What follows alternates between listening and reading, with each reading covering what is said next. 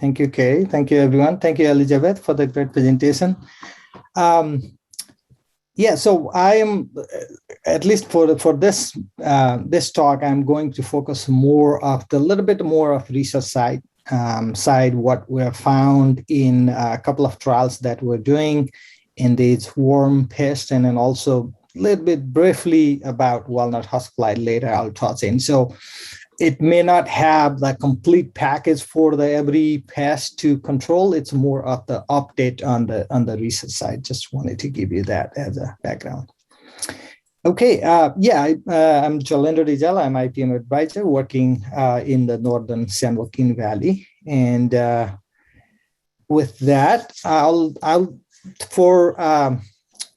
for my talk, I will not focus too much on codling moth, except this slide, just giving you a little bit more idea about what we have seen codling moth-wise last year.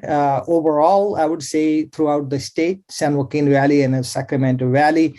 And this is what you are seeing here is the pheromone trap counts in a weekly basis in the blue line, and red line is the degree days calculation for 3 different generations here. One thing that we consistently see last year was codling moth pressure was very, very low across the valley. So when we have these traps up and you see these kind of the low pressure year, then we might need to think how we can revise our treatment plan, because not all the times we need, 1A, 1B, 2A, 3 flight treatment, right? So that's one of the messages. For example, in this one, my highest activity of the codling moth was in 1X lure, which is pheromone lure, was, about 5 moth per trap per week. That is third flight. So if you looked at first and second flight, nothing there to the level that you need treatment. So that's one of the kind of reminder is that not every year is similar. So we need to kind of think about the population, what you are seeing in your traps and other methods like knot sampling, and make a decision based on that, not just based on the calendar spray. Other thing I want to mention is that I use the 1X pheromone cardamom lure, but there are also the CMDA lure, which is basically you can use even in mating disrupted block for codling moth, and also the knot sampling. These are the couple of ways you can monitor the activity of the codling moth. So I'll talk that's all about codling moth for this talk. I'll move on to the navel worm. Okay, so let me reduce that size here. So for the navel worm, as we all know, I don't want to go into detail about its biology itself, because we already know not only in almond, walnut, but also in other crops.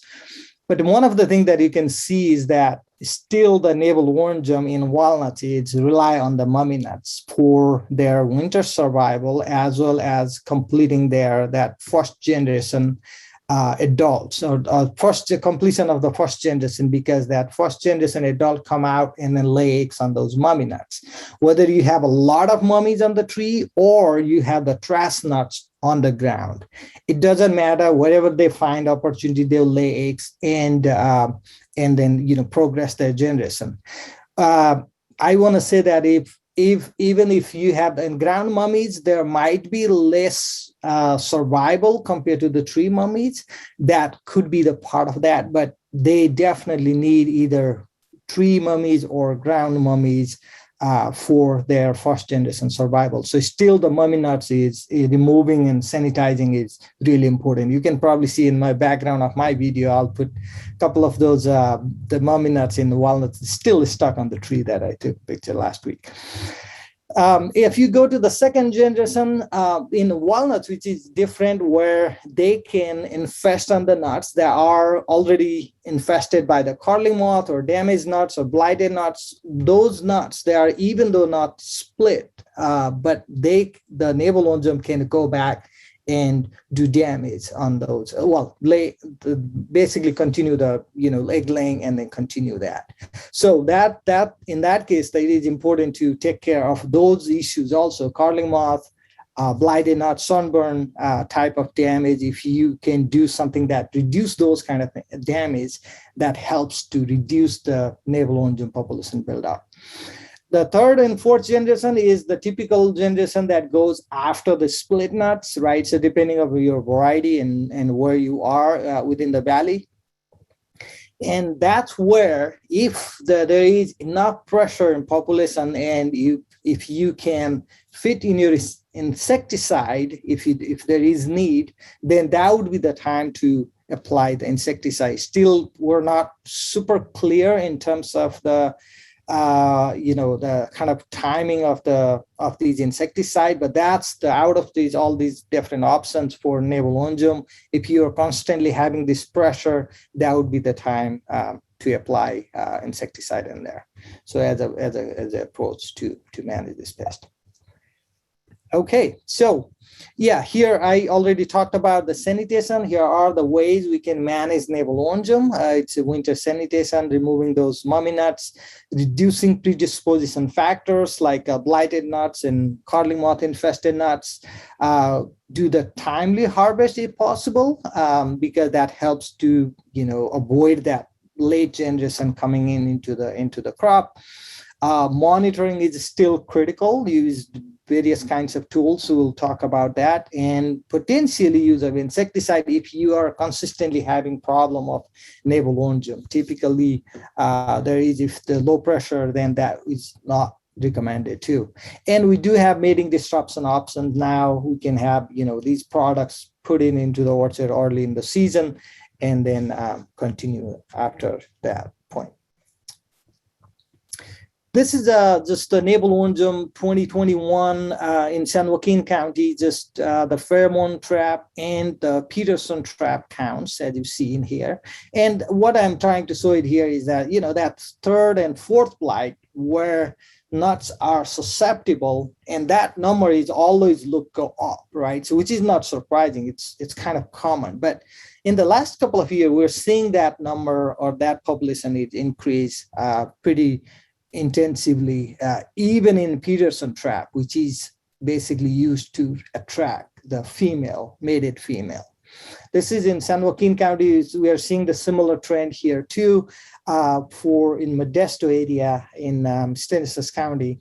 And again, there's third and fourth blight. So this abundance of this population is, of course, could be related to several things. One of the things that we're seeing more and more navel orangeworm activity is happening is because of the, kind of condition, the climate change is happening. All the drier, warmer condition, drought condition, all that favors navel orangeworm, as we know. This is one of the work that we've done, and we're seeing that by 2040, in a couple of our counties in the southern part of the San Joaquin Valley, we may see fifth generation of navel orangeworms. That's the sort of conclusion of that. So this obviously intensifies navel orangeworm population. The other main important aspect is look at the nut crop acreage. So this is a couple of days ago, I put together this, and you can see all together, almond, pistachio, and walnuts all together were 2.5 plus million acre plus area under these nut crops now, right? So the navel orangeworm is a common host. It's a common pest for all these hosts. So that definitely provides the good environment for navel orangeworm to survive and to do damage. So there could be the other more important factors. So and if you think about this slide and look at their dispersal capacity, they are very good flyer, so they can move from one host to another host. We wanted to understand a little more about their migration behavior. And the Walnut Board started funding this project and looking at the migration behavior of navel orangeworm from almond and walnut conditions in 2019. And then this is work that I've done with, this is Chuck Burks leading this project from USDA ARS. Houston Wilson and myself were part of this. Previously, Emily Sims was also part of this when she was still with the UC. In this case, we're trying to look at the same effects, like what is the migration pattern we're seeing in different areas, whether it's an almond-dominated area or walnut-dominated orchards. We wanted to compare these different trap types and look at those and the landscape effect on those. Also try to relate these moth capture in these traps and see whether we will be able to relate any of that to the walnut damage. So the background of this work is basically the work published in 2014, where we can look at we can differentiate the fatty acid profile of almond versus in walnuts. When we looked at the moth that grew up in these two different hosts, we'll be able to differentiate whether they grew up as a larva in walnuts or almonds based on these fatty acid profile. Especially these three fatty acid, you can see the difference, almonds and walnuts. And so we wanted to collect the moth and dissect them and then look at their fatty acid profile and then see that moth is actually from walnuts or almonds. That's the main basis of that. We started doing this work in three regions, of course, Sacramento Valley, San Joaquin Valley, Northern San Joaquin, and Southern San Joaquin Valley. Three regions. We selected almond-dominated walnut orchard, walnut orchard in almond-dominated area. Also, the one walnut orchard in walnut-dominated area. So there are two sort of like areas within each region that we selected. And within that area, within each area, for example, here you can see the red one is walnut-dominated and the dark one, black one, is the almond-dominated. And this is Sacramento, North San Joaquin, and South San Joaquin Valley. In each region, we have 6 different sites. 3 sites in almond-dominated, 3 sites in walnut-dominated area on each region. So total, we had 18 sites covering three regions. And we did have different variety combinations and things, and we did this for 3 years. If you look at the layout of the trapping here, this is more or less kind of sort of middle part of the orchard that we put this trap. OB bait, which is Peterson bait, which attracts only mated female. In the middle, we have the Pheromone Trap, and then a little further, we have this PPO lure. So this is a setting for all of these 18 orchard that we did. At the end we went there, and every week we check the traps, bring all the moth that we collected from those traps, and send it to Zuckerberg's down in Pearlier for fatty acid evaluation. We also count the number, each week like that from June through November. We also looked at the damage evaluation at harvest, about 1,000 nuts per site we collect and then look at the damage on those nuts. So these are the 3 different traps. We use OB bait, that's one exclusively for the gabbard female. PPO attracts both males and females, and pheromone attracts only males, as we know. So here is the sort of like a trapping profile. This one is more, this is not, this picture or this couple of slides that I'm presenting is not related to fatty acid analysis. This is just sort of the differences in walnut area and then walnut-dominated, almond-dominated area and navel orangeworm population in these different trap types. So you are looking at, on this one, you're looking at Pheromone Trap. And these are the 3 different years that we looked at. But in summary, and when I need to explain this. So when you look at these dotted lines, so the dotted lines means, yes, that means we're looking at that walnut orchard in walnut-dominated area. And the solid line means we're looking at walnut orchard, but almond-dominated area. Okay, so there is difference. So, for example, if you looked at here, there is not much difference in terms of different years, in terms of the male moth capture in these three areas. And landscape effect for both Pheromone Trap less apparent than other attractant, which means that regardless of whether it's almond dominated, walnut dominated, we're kind of seeing the more or less similar moth capture in these traps, in these pheromone traps, regardless of the landscape where we put the traps out.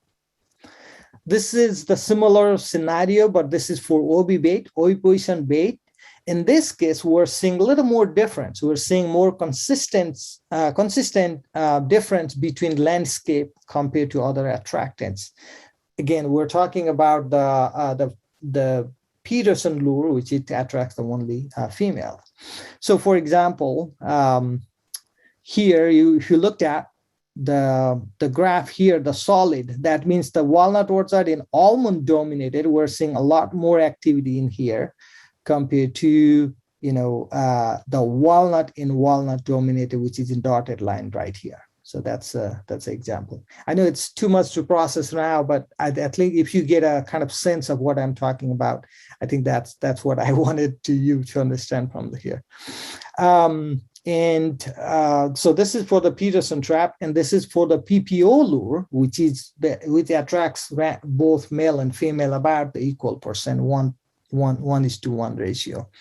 So abundance more variable year to year on PPO lure. It's a lot more variation in there. And as you see, in some cases, you see a lot more activity in the almond dominated area, for example, this one in 2020, versus in some cases, we're seeing more activity in walnut dominated walnut orchard here in the dotted line, right? So there is not clear pattern when we use these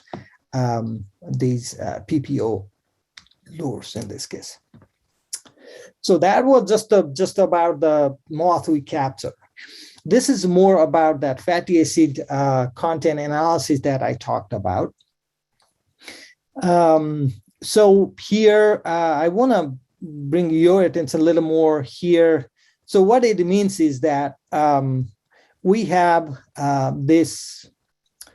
So when we process this, so this is the walnut orchard. Let me move this up. So the walnut, these all are from walnut orchard, but the blue one is the walnut that is dominated by walnut nearby, and the red one is the walnut orchard that is dominated by almonds in nearby areas. So if you are looking at the differences here, right? So if you see the difference between these almond dominated, walnut dominated, so that means that there is migration happening.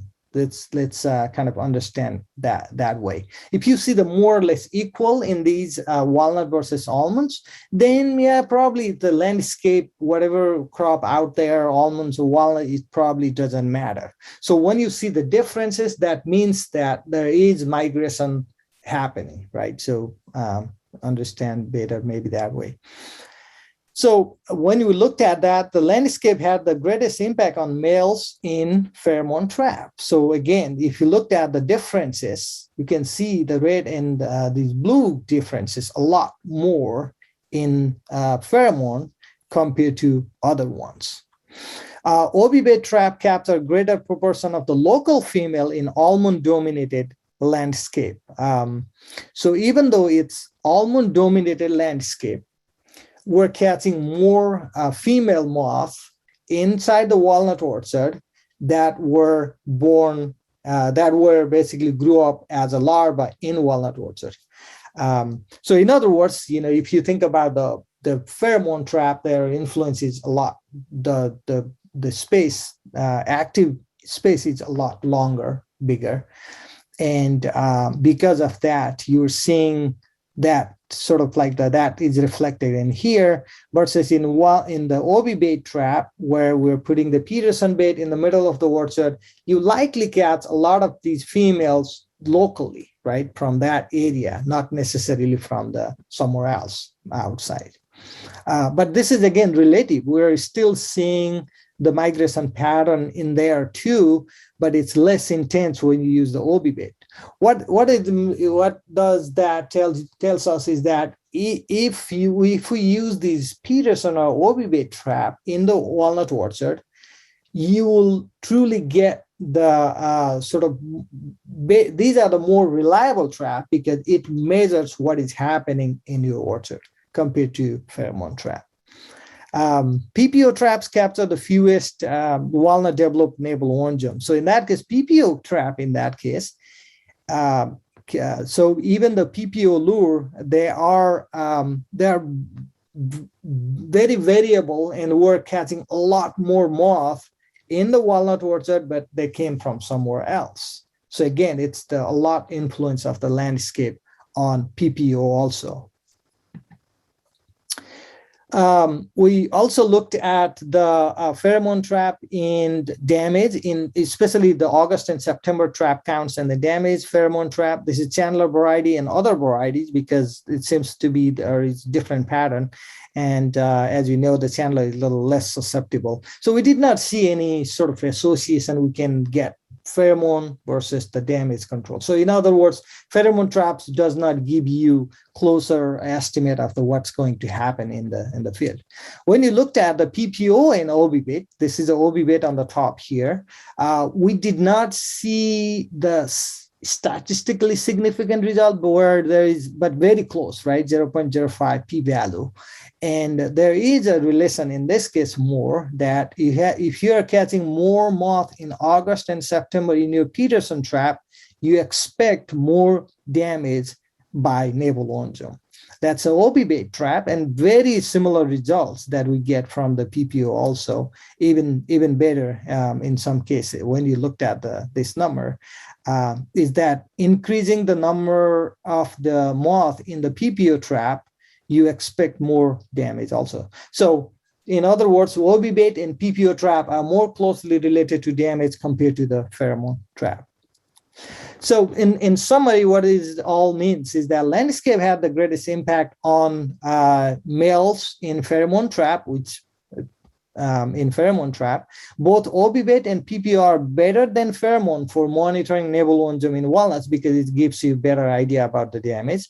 Proximity of the other nut crops is a source of abundance and logically a source of navel orangeworm damage. So, but at the same time, damage from the now can occur in the walnuts isolated from other nut crops. So in other words, if you have a lot of host crops out there, you might have more damage. You expect more damage, more activity and more damage. But at the same time, even if you have the isolated orchard, it doesn't mean that you won't get the navel orangeworm pressure, right? So that's what I think the statement here is. It's mentioned about that. So I know there is a lot of graphs and things. So in here, but at least we kind of conclude that there are some of the traps better than the others in terms of navel orangeworm monitoring. In terms, if you're trying to look at its relation to the damage. Okay, so now I move on to the other aspect. I don't think that I have too much time. Maybe 5 minutes. That's right, about 5 minutes. Okay, sounds good. I'm trying to. Okay, so this is another project that I wanted to provide a little bit of glimpse of. It's a Cdfa funded project. It's led by the Community Alliance with Family Farmers, CAF. It's a nonprofit in Davis, and they work in collaboration with us. In the UC in the long time in their various projects. And this time that I'm working with them in doing this BIOS, which is biologically intensive orchard system type of project. And it's a multi-year project. We're looking at a lot of different things, but my main important thing is that we wanted to do the demonstration trial in 6 or 7 different orchards to show the mating disruption of navel orangeworm as well as codling moth.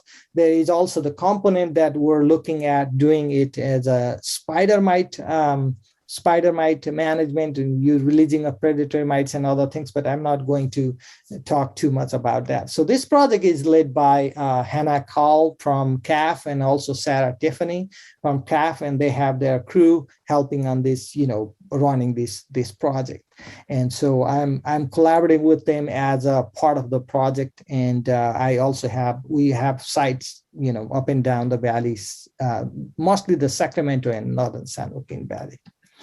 So here is the sort of demonstration setup. Grower standard, 40 acres about, and then bias, that is mating disruption for navel orangeworm or codling moth in a 40 acres plot. We have different kinds of trap. We put, just regular traps, pheromone trap, CMDA, navel orangeworm, of different kinds of traps for navel orangeworm. I'm not going to talk too much about that.